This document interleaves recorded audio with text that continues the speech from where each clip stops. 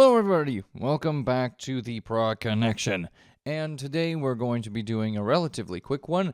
It is the worst to best of ELP, and it is just my father and I. Dad, why not you give us a little bit of why you enjoy ELP and your history with them. Well, Emerson Lincoln Palmer is absolutely one of the greatest progressive rock bands of all time, certainly in the top five, and arguably the sort of seminal band that really represented the genre, Yep. as especially through the early 70s. And to me, the idea of progressive rock being a mix of classical music with a little bit of jazz, a little bit of pop, and into your blend of psychedelic rock, they sort of pioneered that approach of bringing in classical music and classical approaches to, even when you wrote your own composition, they would bring in that classical approach of arrangement and playing technique and all that stuff. And so I think they're certainly one of the most important bands at the beginning of the whole progressive rock movement. And Keith Emerson is arguably the greatest keyboard player in progressive rock or in rock period. He's one of the greats, and certainly one of my favorites. Yeah. And the whole entire style of the band is, I don't know, something that, I think they're somewhat forgotten nowadays, When we look up at the Prog archives, I don't know, they don't even have, what do they have, one album in the top 100? Yeah. I mean, it's a little bit crazy almost to think that this, quintessential band does not have at least one album in the top 10 and probably 3 or 4 albums in the top 100, because they have so many great albums. I know they did make some duds, and I'm sure we'll start out with all the duds. It's just a matter of putting exactly the rank ordering, which is a little bit tough when unfortunately, some of the albums are quite poor. Yeah. But of course, we know, Zoe, that this band early on had quite major success. And then in the late 70s, when bands like Genesis transformed themselves into hit-making pop artists, Yeah. the ELP was one of the bands, along with bands like Gentle Giant, that could not make the transition. And the attempts to be more commercial were really, and we'll talk about that as we go through the discography, they really flopped at it. Yeah. Even though Greg Lake was one of the first to write a big hit with Lucky Man, Yeah. his style of songwriting did not translate into 80s pop success. No. And, it's just, I mean, it's easy to see that now, although one would think that his style wasn't too far away from, you'd think he could write a song that was similar to an Asia type thing, right? But he didn't seem to, he may have tried that, arguably, with a few songs on a few of these albums, but it didn't really he didn't pull it off the way that Asia did. And I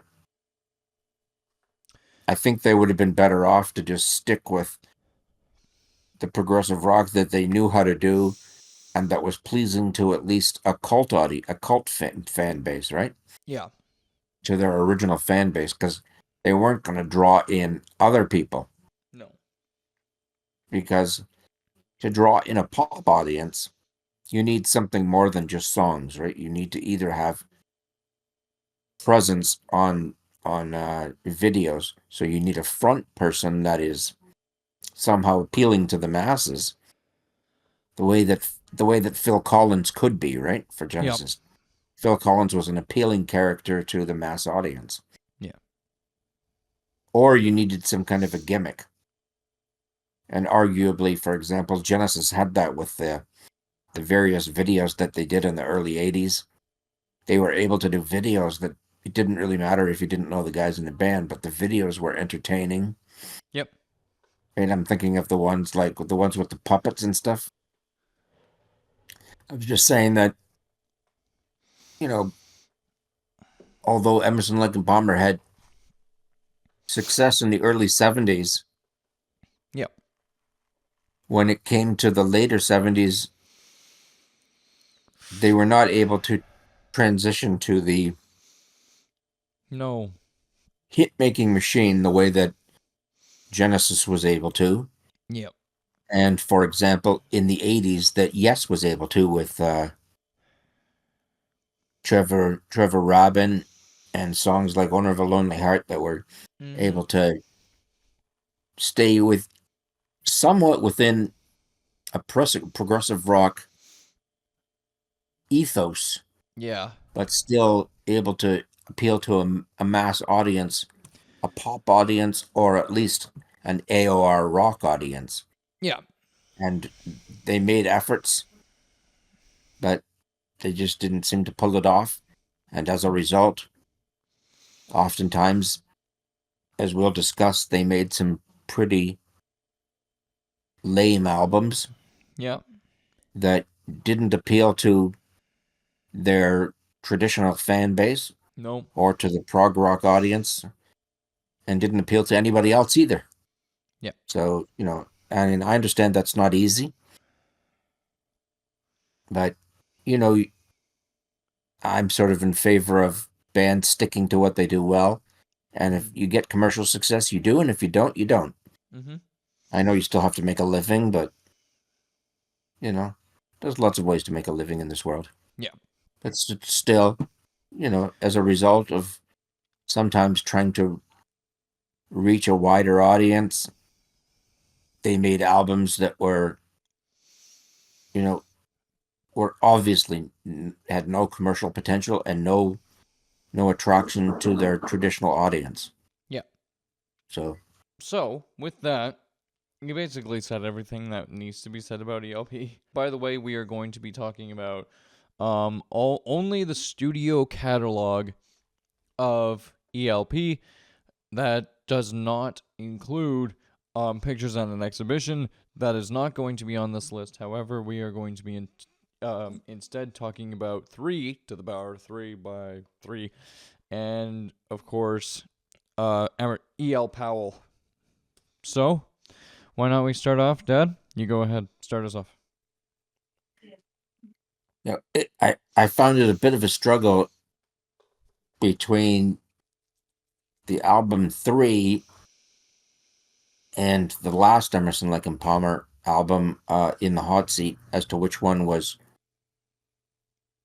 the worst, because they're both pretty bad. But I picked as number 11, In the Hot Seat. Mm-hmm.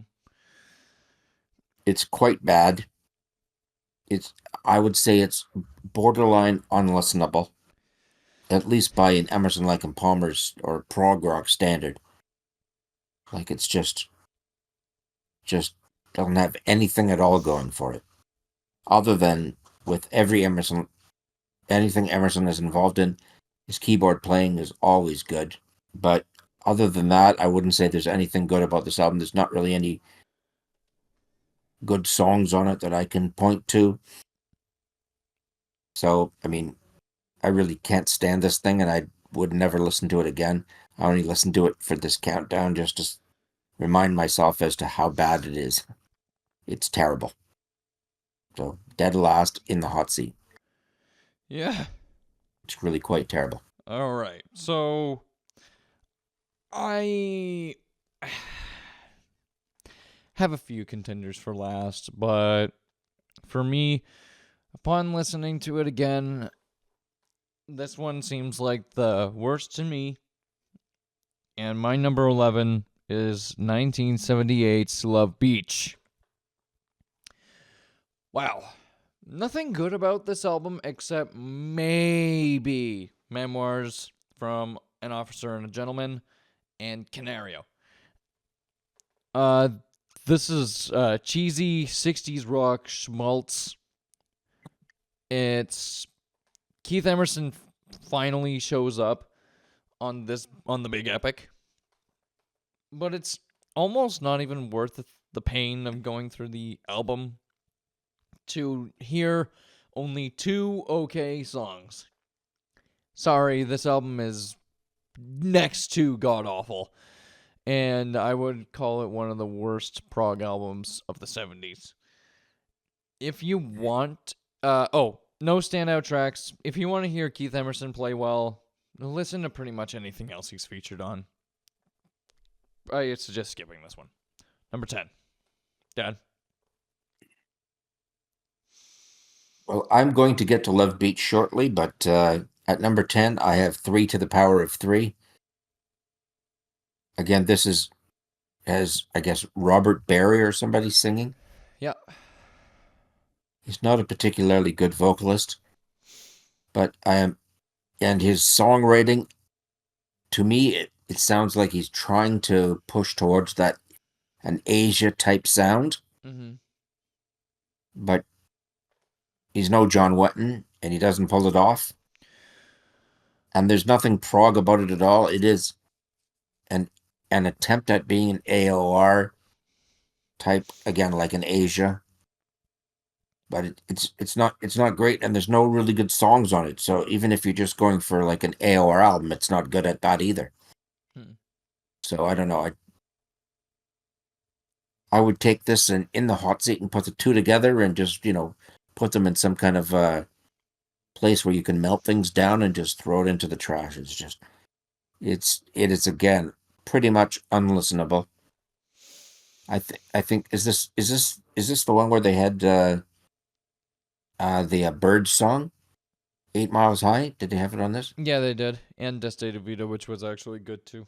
Yeah, I didn't mind the cover of the Birds song. It's a good song to begin with, but they do an okay job of it. But I don't think it's just as a band they don't sound good, and then there's no good songs on it. It's not a good album. It's not a prog rock album. It's just a sort of a poor AOR album, and it's just an embarrassment in the entire catalog. I don't see anything good about it, so it's like literally a 0 out of 10. It's terrible. All right. Over to you. My number 10 is the extreme disappointment from the 90s that is in the hot seat. And I find it absolutely hilarious that ELP put out Black Moon, an actually decent record, and then only 2 years after put out this next to god-awful trash.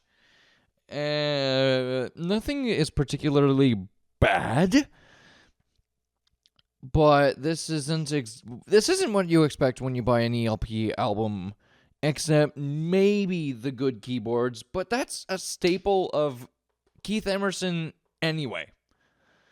Well, at least it's an album.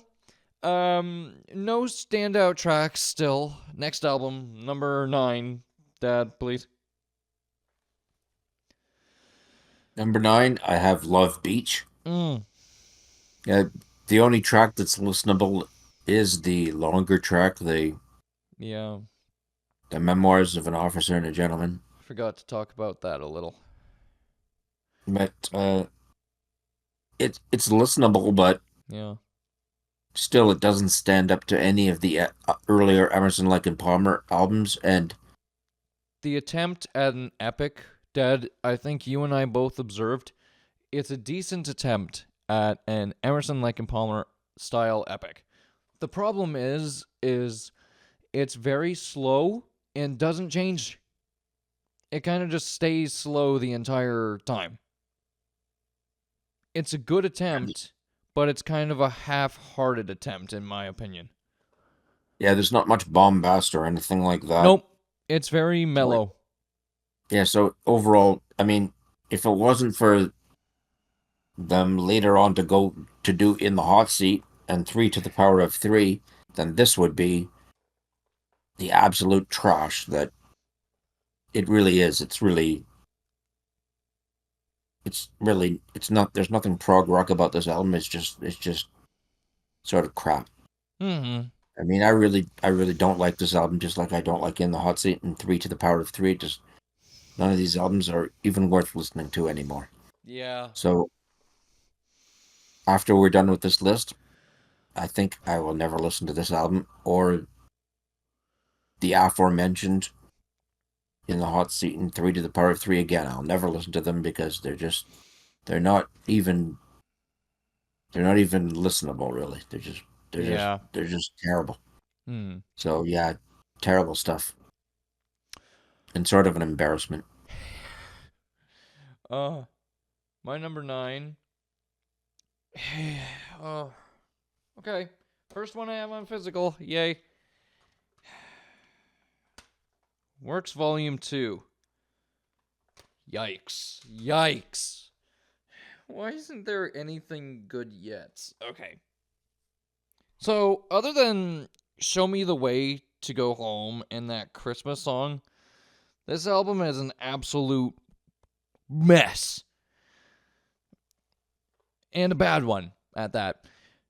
Done. Want a standout track? Me too. Me too. Moving on. And before anyone says, "Oh, what about I Believe in Father?" I'm not counting the Christmas song. It's only good for Christmas and winter. Move on. Uh-oh. Number 8. Please, Dad.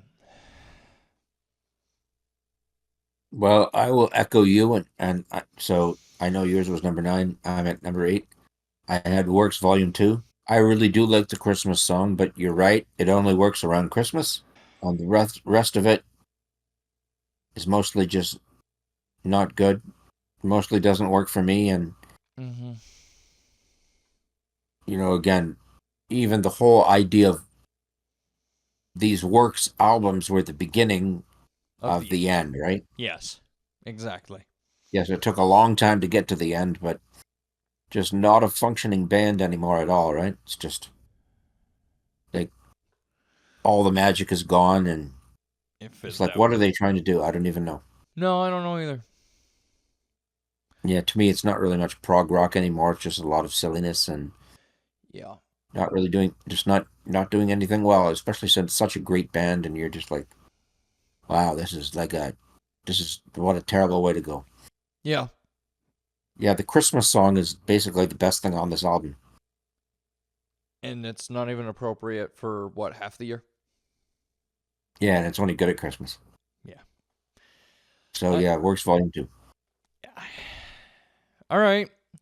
Number 8 for me. I don't have this on physical. From 1988 to the power 3x3. It's cool, but half the material doesn't remind you of ELP in the slightest. There are some moments in Desde de Vida, which I believe overstays its welcome here and there. On My Way Home, and that will give you ELP vibes. But still, Robert Barry is a pretty good singer. I just don't think that he fit the songwriting style that ELP had or needed in this era. And it's okay if you want some 80s pop with a little ELP like keyboard playing, but it isn't fully there, almost at all. The standout tracks are Talking About, not bad, Chains, Runaway, and On My Way Home. Desde de Vida is very mid. Let's move on to number 7.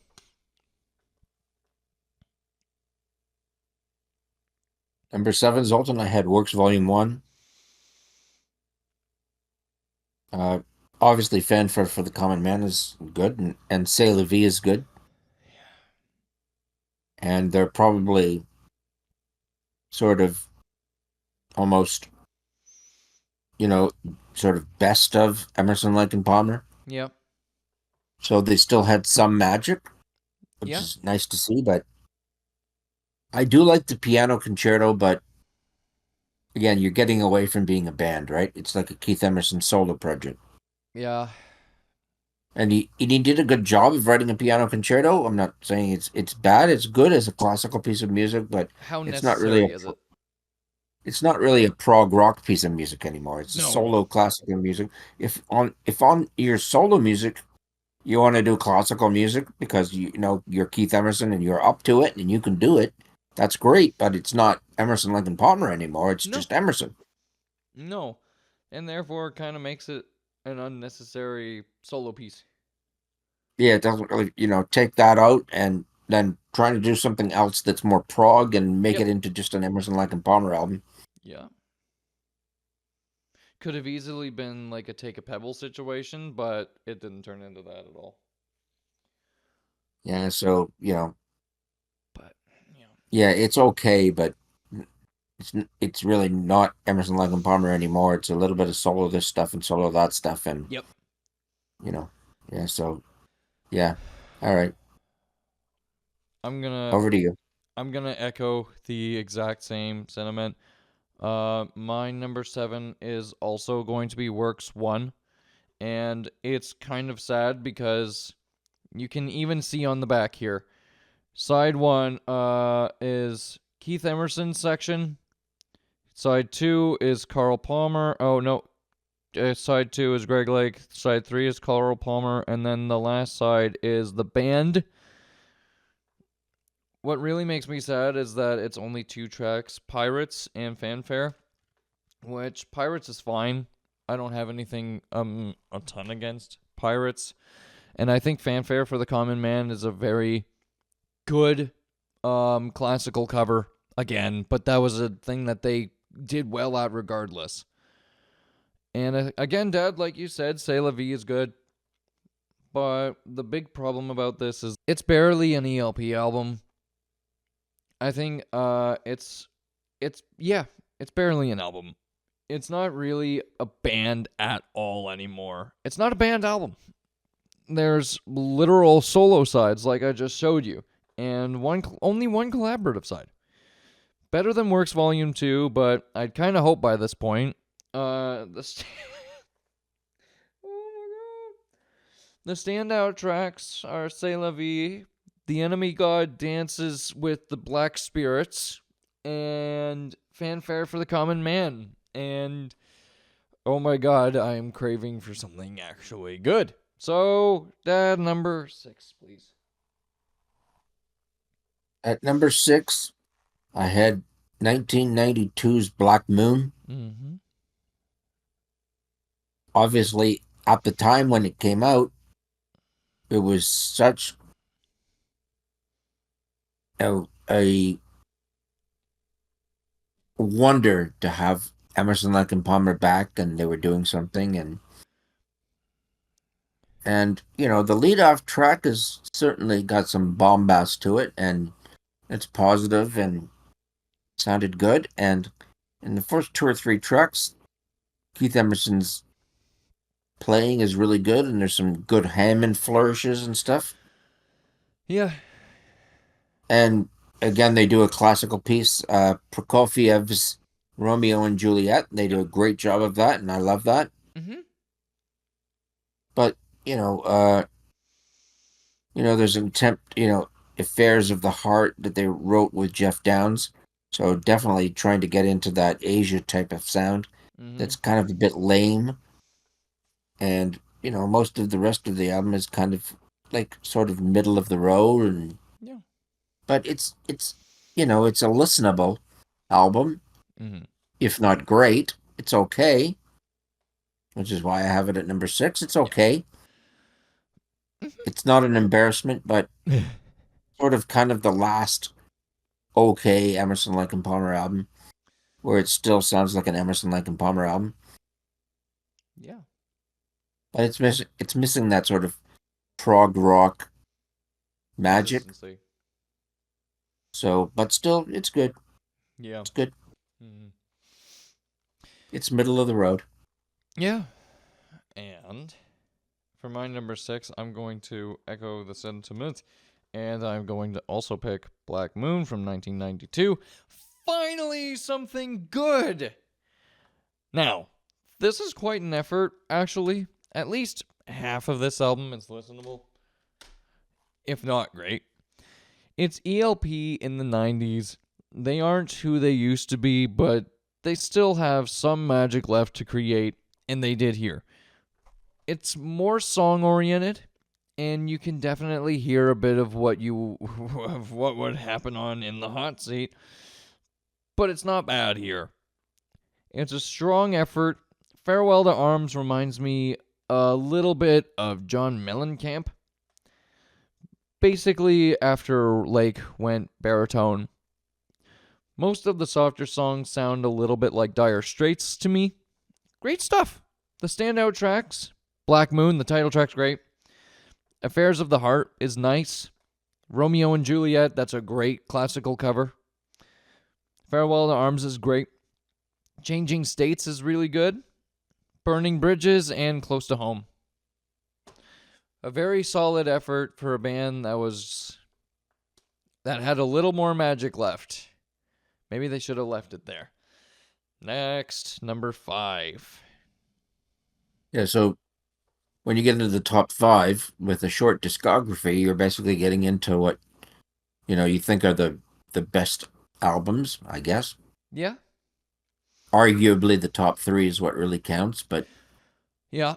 as also arguably the top five is kind of where you start, right? Yeah. If you listen to all the albums and you're thinking it's worthy of being in the top five, it must mean you do actually like it, right? Yeah. So for me, number five Yep. is the Emerson, Lake and Powell album. Okay. I mean, it sounds like an Emerson, Lake and Palmer album to me. Yep. Called what's his name, Cozy Powell, Yeah. seems to be a good drummer, and he fits the music that he does. I don't have any complaints about the drumming. On this, the first track, the score is a long track in which they sort of reprise a little bit of bits and pieces of brain salad surgery. Yeah.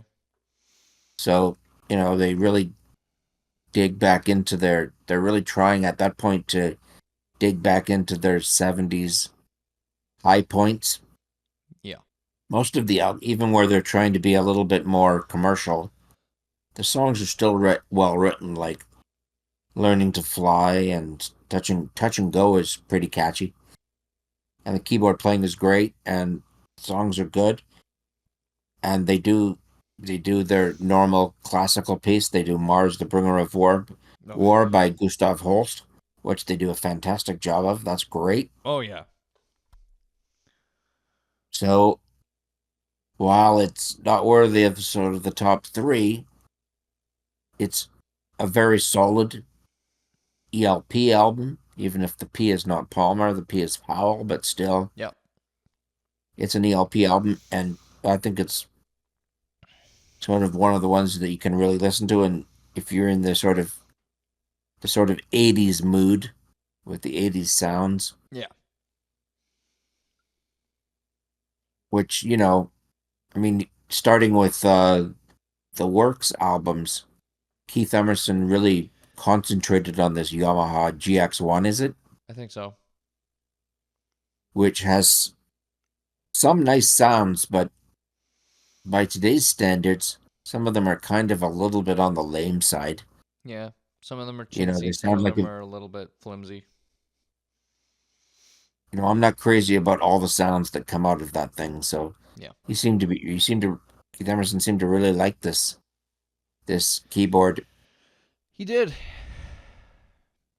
I mean, I think he later went on to endorse a lot of the Korg stuff, Which would make sense. I understand that. which I've used a lot on our Benjamin's Kites albums, and the Korg stuff is fantastic. I mean, there's such great songs.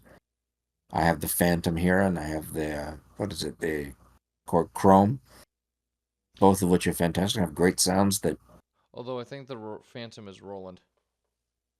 oh, sorry, you're right, Zoe. You're right. Yeah. Chrome is still good. Anyway, this album is a solid Emerson ELP album, Yeah. and I still love it. I think it's fantastic. Me too. All right. Now it's time to hurt some ELP fans' feelings. I'm very, very sorry to a couple of big fans of this particular album. It's probably their most iconic, which I hate saying. I'm sorry. Here it is. 1973's Brain Salad Surgery is number 5. I'm so sorry, LP fans, but this album is great. It's good. It's good. I love Jerusalem. Still You Turn Me On is a classic. Big hit too, if I'm not mistaken. It was a hit. I don't love Toccata. And some of the moments on Carnival 9's Third Impression are a total mess. I think the epic needed maybe a little trimming. There is a ton of gold here, but it's not consistent with the album or the epic. It's not a masterpiece to me. I know they have done better than this. Sorry, ELP fans, this is just not their magnum opus. The standout tracks are Jerusalem, Still You Turn Me On, Carnival 9, First Impression, Part 1 and 2, the Second Impression, and parts of the Third Impression. Number 4, Dad? For number 4, I'm going to go with the debut, Ah, Emerson, Lake and Palmer from 1970. So much of this is perfect and classical Emerson, Lake and Palmer. And for me, much more the true beginnings of progressive rock, much more than the first King Crimson album, which I mean, I like that first King Crimson album quite a bit. I like it. I love it. I love it. But I think really it's progressive rock really started with Emerson, Lake and Palmer's first album. This is the classic sense of what prog rock should be. Great keyboard playing, the mix of classical music and rock music, and you start out with the Barbarian, which is a take on Hungarian composer Bela Bartok's The Barbarian.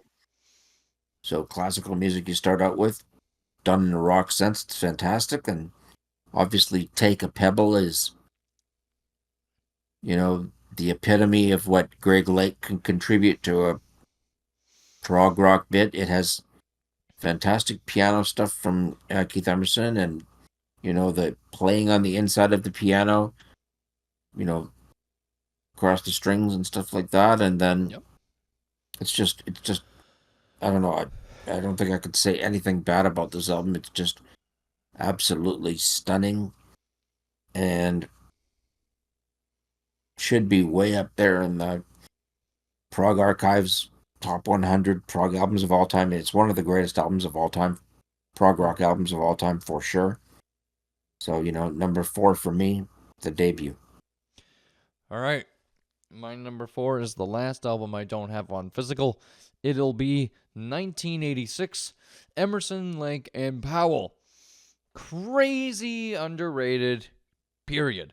Cozy Powell had already made a pretty decent name for himself with Rainbow and Whitesnake before joining Keith Emerson and Greg Lake to make the second ELP, ELP 2.0. EL Powell? I don't know. Anyway, this is an ELP classic. Great keys, great songs, no honky tonk or lake ballad, but still it's pretty close to being an ELP classic album. I do think Love Blind is cheesy and isn't very good. I didn't think Lay Down Your Guns was bad, but it wasn't brilliant. The standout tracks are the score, which is absolutely fantastic. Learning to Fly is really catchy. The Miracle is good. Touch and Go is really good too. Step Aside. And Mars the Bringer of War is a fantastic cover. So, number 3. Dead. My number 3 is Tarkus. Oh. The problem is, of course, Zoltan, by the time you get to the top 3 for this band, basically number 3, number 2, number 1, they're almost interchangeable. Yeah. Because it's just so perfect. The greatest of progressive rock ever. The epic is one of the greatest epics. I'm not sure if I had it as the number 1 epic in our epics video. It was probably between Tarkus and Supper's Ready. Yeah. And I forget exactly which one and any one day that can go back and forth. Yeah. Is Supper's Ready the greatest prog epic ever? Or is it Tarkus? I don't know. After listening today, maybe I'd pick Tarkus today, but who knows, on another day I might pick Supper's Ready. So Right. I know it's one of the greatest epics, but a lot of people, I guess, have a problem with the second side of the album, which I don't. I love it. Jeremy Bender's perfect. Bitches Crystal is great. The Only Way is great. Infinite Space is also good. Yeah. Yeah, I'm not crazy about Are You Ready, Eddie, but I get that it's a joke track. Yeah. It is a very unserious track. It's not meant to be taken seriously in the slightest. I know I get that it's about Eddie Offord, the producer, and that Yep. maybe he was a little bit tardy. Yeah, And maybe. maybe they were just saying, okay, we're gonna spoof him today, and we're just gonna rock it up and press record, Eddie, and see what happens. Yeah. I Turned out get well. that, and it's funny. I'm sure if there was, and I don't know, Zoe, if you've seen if there's footage on YouTube of anybody took recorded that with a camera to see them. I doubt that, but did they spoofed this guy, or is there an interview with Eddie Offord? I'd love to see That that. says, I really enjoyed the humor that they had, but Emerson, Lake and Palmer, like Genesis, had a little bit and like Jethro Tull, had a humorous side, right? Yeah, they did. They tried to get rid of the pretentious label that a lot of unfortunate radio broadcasters and some, I guess, hard rock and Radioheads, Radiohead, uh, Critics, radio host, yeah, critics too, were saying about prog. reviewers Yep, always said that they were just trying to do playing classical music and never really that these guys weren't normal human beings who've had a sense of humor and had yeah, fun with things. I'm sure that they did have a lot of fun. I bet they would have been really fun guys to hang out with. I'm sure. And it shows in that song, which is a goofy track, Yep, but still, it's not one of my favorite. I don't want to hear it again, but I get it that it's just a goofy track. yeah, But, overall, this is absolutely stunning album that you can listen to over and over and over again. It's ELP at its best. So yeah, Tarkus for me is where we got number 3, number 3. 3, right? Yep. Hey, Tarkus number 3. Over to you. My number 3.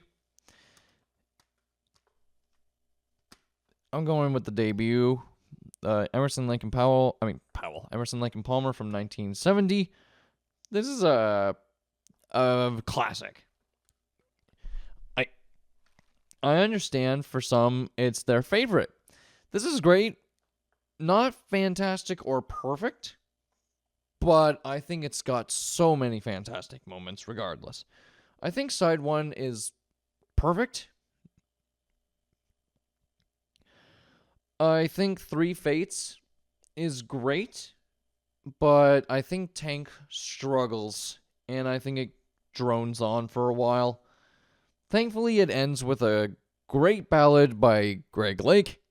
This is a very good album. Very good. But I do think they did better. maybe even on albums earlier in my list, but still, it's the most consistently good album from this point forward. So the standout tracks: The Barbarian, great classical cover. Take a Pebble, very great. Listen to it today. I think it's absolutely staggering. Knife Edge is fantastic. Rockin' got some classical pieces in there too. Three Fates is absolutely wonderful, and Lucky Man is beautiful. Let's go into number two. Dad. Number two. My number two is Brain Salad Surgery. Starts out with a hymn called Jerusalem, Yep. which I was just looking it up, and it was written by Sir Charles Hubert Hastings Perry, who lived from 1848 until 1918. Mm. And he wrote Jerusalem in 1902. But anyway, that I know it's a cover song. It's not an ELP song, but still, it feels like it's just like a great beginning to that album. Yeah. Sets the mood perfectly with that sort of churchy feel, and then heads on into the classical piece Toccata by Argentinian composer Ginastera, Yeah. which is one of the great ELP classical covers that they have done in their career. It's very bombastic and perfectly fits their sound. After that, Still You Turn Me On is this Greg Lake song, which I guess was a little bit of a hit. Yep. Good song. It's not one of my, yeah, it's okay. It's not one of my favorite Greg Lake songs, but Mm-hmm. it's okay. Benny the Bouncer is another one of those attempts to do that saloon type Yeah. music, which is okay. But I guess for Mm. most people, the album is centers around the Prog epic Carnival 9, Yeah. which is an ELP classic and absolutely fantastic. For which the lyrics, welcome back, my friends, to the show that never ends comes from. And I guess it's about the battle of humanity against the takeover of computers and technology. Mm-hmm. And it is one of the great prog epics of all time, for sure. Agreed. So, It's you great. know, so no, yeah, for me, number two, brain salad surgery. All right. My number two is.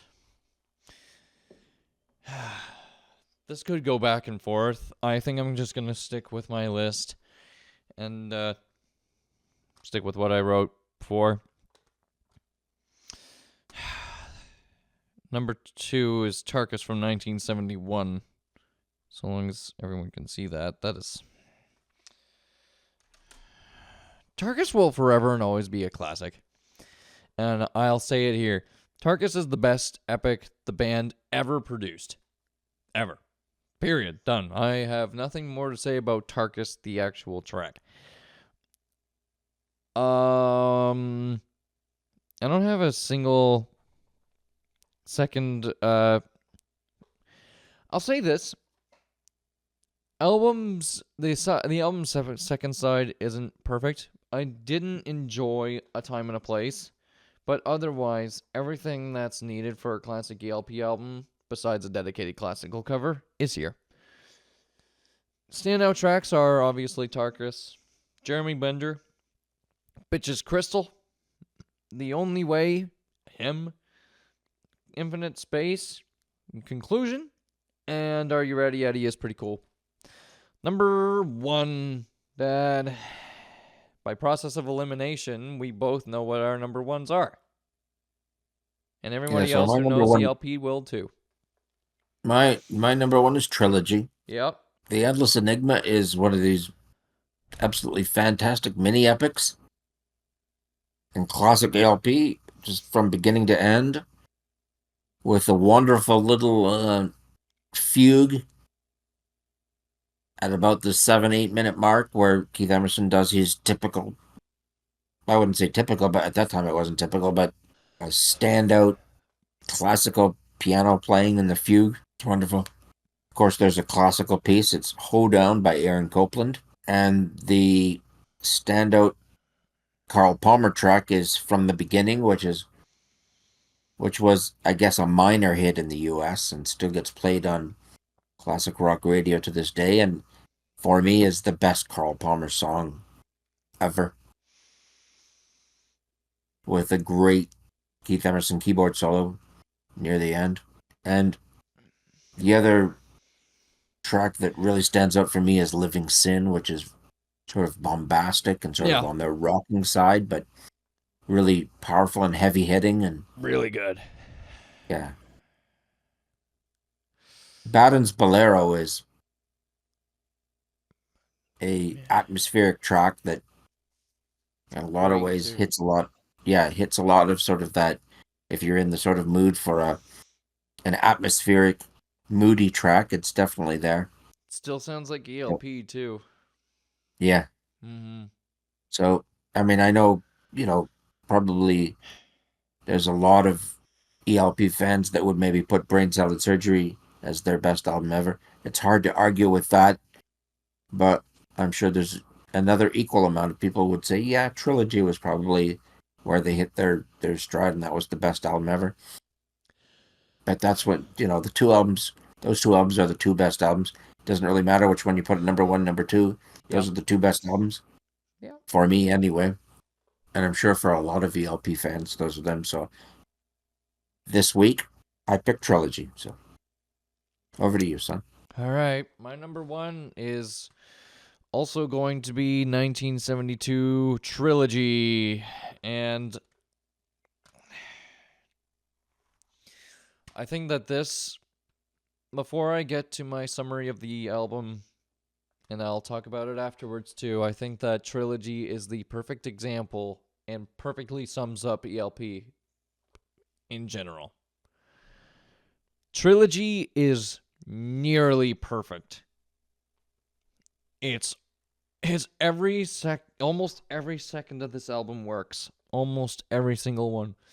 My only gripe about this album, and Dad, you didn't talk about it because I noticed that you don't talk a lot about negatives on albums that you love even. But the biggest negative about this album is the title track of Trilogy. Yeah, it's not the best. I think that it's the obvious part. The down, down, down, down, down. That's really great. The only problem with that is that it sticks that way for so long and it doesn't really change much. If it was either shortened or changed a couple of times, I think it would have been better. And this album is probably a masterpiece then, and it's untouchable, and it's the best one. But because the title track has a moment on it that you're just like, Jesus, can you just move on? That's where I say that this isn't a perfect album. Yeah, if Other they had done a variation on that, right? Yeah, Either in a different key or with a slightly different time signature, or just cut it down even. Shorten it a yeah, little. It's just either change it or shorten it. And they didn't do either of those and it hindered the track to me. Otherwise, this album is brilliantly produced. It's got their best work as a group on here, I think. This is an ELP staple. It's got a classical cover. It's got a honky tonk track, another classic of a trope of ELPs. It's got a ballad, another well, kind of anyway, which is another staple of ELP, and it's got long songs that work very well. Uh, this is ELP at their finest, but even ELP at their best, unfortunately, they couldn't master perfection, and they never made a perfect album, unfortunately. But the standout tracks remain. The Endless Enigma, absolutely perfect. And that includes Fugue, everything. from the beginning. Absolutely fantastic. That Keith Emerson keyboard solo at the end there is wonderful, just like you mentioned, Dad. The Sheriff, very cool. I think that's the Honky Tonk track. Really fun, bouncy, great track. Hoedown, good classical cover. Got a lot of high energy, so it works really well with the contrast of this album. I still think Trilogy is really good. The title track of Trilogy is fantastic. I do think that it required about 30 seconds, maybe a minute worth of trimming, but still. Living Sin is great, and Abaddon's Bolero. Yeah, this is a great discography, ending with a fantastic album with Trilogy #1, but never claimed perfection. That is ELP at its finest. Close to perfection, but not quite. That is our list. Dad, what do you think? Yeah, I mean it's one of those bands where it's like there's a bunch of albums that are clearly not up to par, Mm-hmm. so they just fall to the bottom, Oh, yeah. and it's easy. And anyone who's listened to them and is a fan of the better albums can have an opinion on which ones are really the worst. Like, what do you hate the most? Yeah.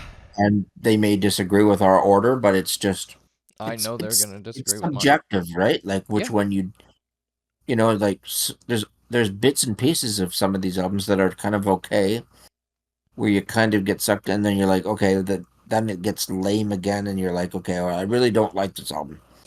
Yeah. So then you're basically putting your list together based on the better albums. Yep. And really, the better albums are kind of like almost not in dispute, right? Yeah. It's Um, like you know which ones are the good ones, and you and know the which top ones two or are three the... are kind of the easier ones, Yep. and then you work your way down from there. So Yeah. I would doubt we would get a lot of huge disagreement from our list. No, I don't Your think list we'll get a or my ton. list, it's just slightly variations on kind of the same theme that Yeah. what is great about them. And again, our repeat that I said at the beginning is these guys are in the top 10 for sure, but probably in the top 5 of the greatest progressive rock bands of all time. They set the standard of what progressive rock is, and they set the sound, and that's it. That they set the sound, and they define what progressive rock is. Overall, I think that generally it's a great band. They have a lot of great material, but their discography, strictly speaking, studio is fairly spotty. But where they hit, they hit. Where they don't, they really, really don't, unfortunately. So I think that's going to cap it off. Dad, do you have any last words before we cap it off? Nothing other than Emerson, Lake and Palmer is absolutely great. Yep. Great band with some kind of dud albums, but a lot of great ones. True. If you are an aspiring prog rock fan, then ELP is definitely a band worth checking out. Just make sure that you stick with the good stuff. But that'll do it from us. Thank you all very much for watching. If you enjoyed this video, please leave a like, share, and subscribe. Thank you all very much for watching. And as always, we will see you in the next video. Peace.